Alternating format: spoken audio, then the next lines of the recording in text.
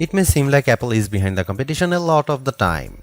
The company appeared to be slow to developments like widgets, bezel-less displays with camera notches and screens with high refresh rates.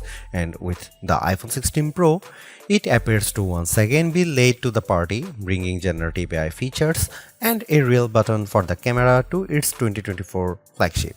But if you will allow me to play therapist for a moment, I think it's not that Apple is slow, I think Apple is cautious, perhaps overly so.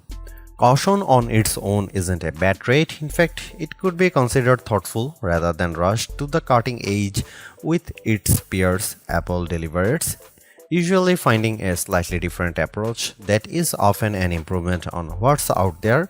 Just look at the Vision Pro headset or Apple Silicon, or even the iPod, the iPad, and the AirPods, which were far from the first of their kind when they launched. I am getting deja vu. Looking back at my review of the iPhone 15 Pro, I see a picture of that phone and its predecessor lined up by side to show just how much thinner the bezels are.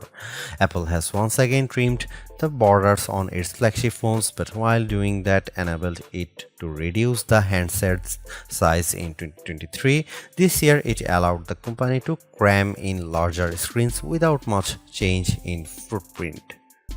The iPhone 16 Pro and Pro Max displays have increased in size from 6.1 inches and 6.7 inches up to 6.3 inches and 6.9 inches respectively. Both handsets have grown ever so slightly too, by just under 1mm in width and about 3mm in height.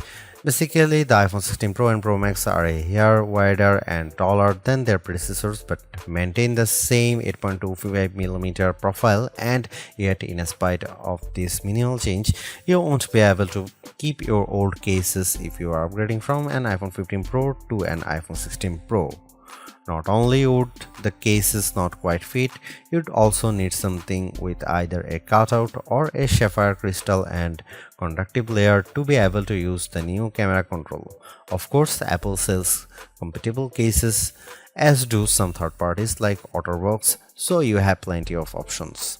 I have spent most of this year's hardware review season remarking how Samsung and Google's flagships feel like iPhones, and I have now reached a strange inception point.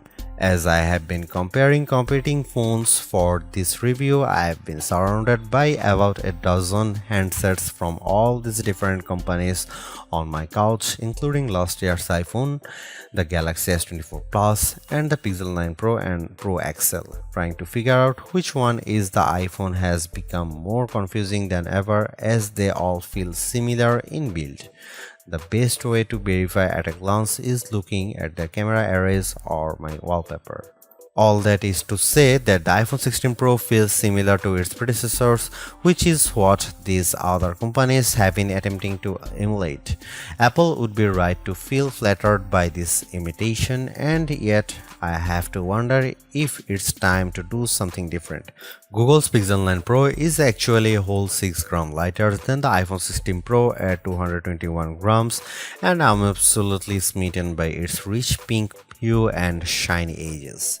Though I like the new golden desert color for the iPhone 16 Pro, I do wish Apple's premium flagship had more fun and vibrant exteriors. That said, I do love the base iPhone 16 in pink, teal, and ultramarine.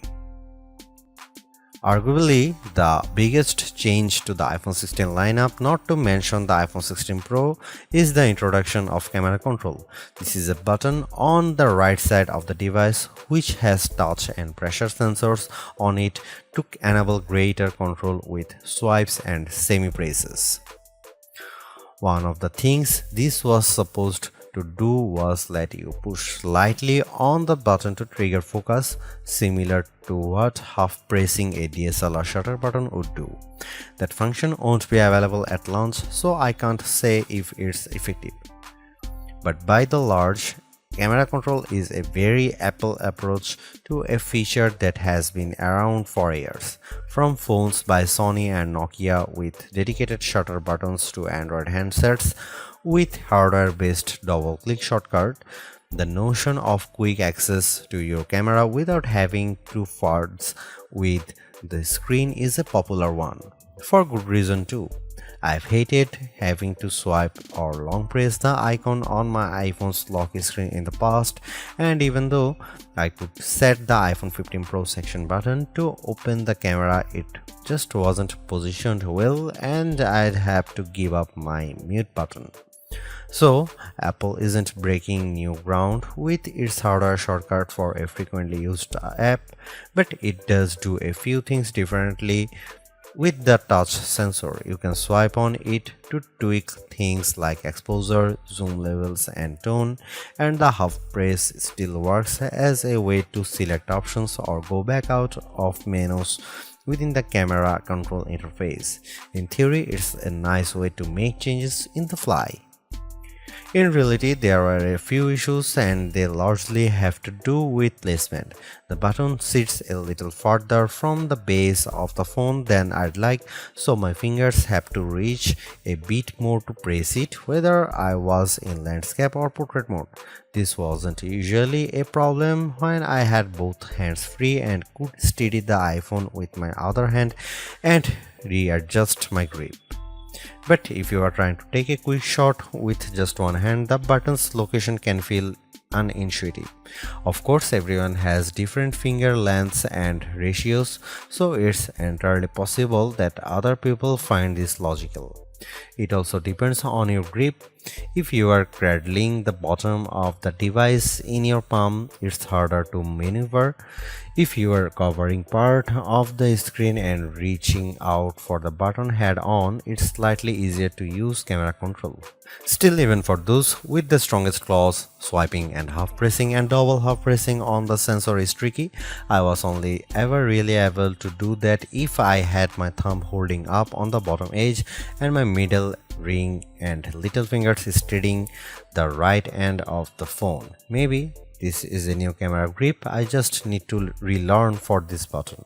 The awkward placement is a minor gripe compared to what I found most annoying, the button's touch sensor. Not only was it difficult to swipe through different settings when holding the device with one hand, it also reacts to accidental touches and swipes. Sometimes the phone would slide down my palm and change the exposure or zoom level, completely ruining the vibe. I should point out that you can go into accessibility settings to either tweak or swipe sensitivity or turn it off altogether if it really bothers you. Honestly, if you are planning on making adjustments with camera control, it's best to have time, patience, and both hands free.